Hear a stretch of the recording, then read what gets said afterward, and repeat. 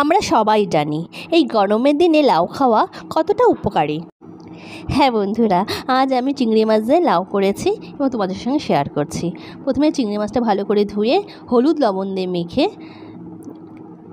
তেলে ছেড়ে দিলাম এবং এটা ফ্রাই করে নিলাম।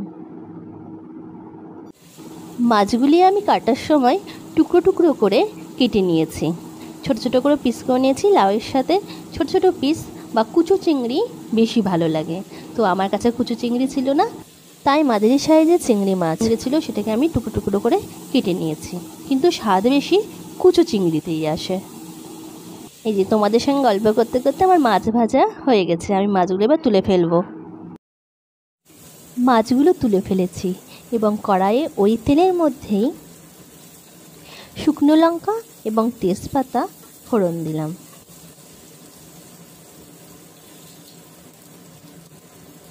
তারপর গোটা জিরা ফোড়ন দিয়ে কিছুক্ষণ নাড়াচাড়া করে কুচিয়ে রাখা লাউগুলো দিয়ে দিলাম। আমি এই রেসিপিটা ভীষণ সিম্পলভাবে তৈরি করছি, কিন্তু বিশ্বাস করবে না, খেতে এত দুর্দান্ত হয়েছিল, এর রেজাল্ট এত ভালো এসেছিল, না খেলে বিশ্বাস করবে না। কেটে রাখা লাউগুলিকে আমি ভালো করে নাড়াচাড়া করে তেলের সাথে মিশিয়ে নিলাম।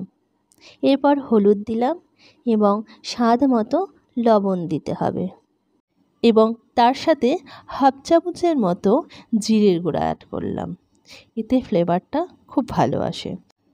কিছুক্ষণ নাড়াচাড়া করার পরে আমি 4-5টি কাঁচা লঙ্কা চেরা এর মধ্যে দিয়ে দেব এবং আবারও কিছুক্ষণ নাড়াচাড়া করব।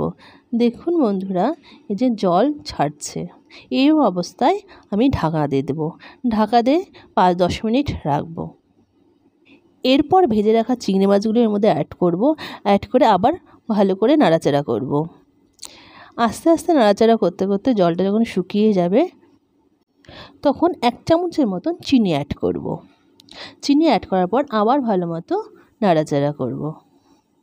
গরমের দিনে লাউ শরীরকে ভীষণ ঠান্ডা রাখে, আর লাউয়ের যে কোনো রেসিপি বরাবরই আমার ভীষণ ফেভারিট। আর লাউ চিংড়ি খুব পুরনো একটা ঐতিহ্য রান্না, সেই জন্য যদি লাউ সঙ্গে চিংড়ি থাকে তাহলে তো বলাই যাবে না। বন্ধুরা, তোমরা এই রেসিপিটি বাড়িতে অবশ্যই একবার ট্রাই করো এবং সেই পুরনো দিনের স্বাদ আবার ফিরে পাও। সেই দিদা ঠাকুমার হাতের সেই 15 দিনের রান্না কোথায় যেন হারিয়ে গেছে, এবং সেই স্বাদ খুঁজে পেতে তোমরা অবশ্যই এই রেসিপিটি একবার বাড়িতে তৈরি করো। দেখো বন্ধুরা, তোমাদের সঙ্গে গল্প করতে করতে আমার এই রেসিপিটা একদম কিন্তু তৈরি। এখন গরম গরম ভাতের সাথে এটি শুধু সার্ভ করো আর মজা অবশ্যই নাও। আমার চ্যানেলের রেসিপিগুলো যদি ভালো লাগে অবশ্যই আমার চ্যানেলটি সাবস্ক্রাইব করে আমার পাশে থাকবে। আজ তবে এতটুকুই, আবার কিছু নতুন ভিডিও নিয়ে আসবো। Bye bye, please subscribe.